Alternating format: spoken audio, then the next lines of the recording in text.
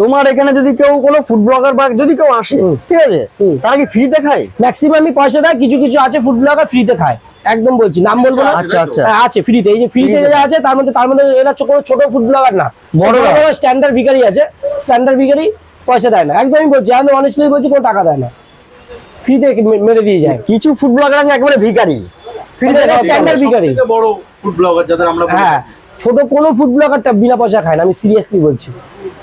কোনো ছোট food blogger মানে ছোট বড় সবাই মানে বড়, কিন্তু বড় বড় এটা আজকে পাবলিকলি জানা হয়ে গেল যে ফুড ব্লগার হলে হয় না, তারা কিন্তু ফ্রিতেই খায়, বড় বড় বিশেষ করে ফ্রিতে খায় খাবার, আবার প্যাকিং করে বাড়িতে নিয়ে যায়, পার্সেল নিয়ে যায়, ঠিক আছে, বাড়ি পুরো ফুল ফ্যামিলির জন্য নিয়ে যায়, নিজে খাবে প্লাস ফ্যামিলির জন্য নিয়ে যাবে, এরকম আছে।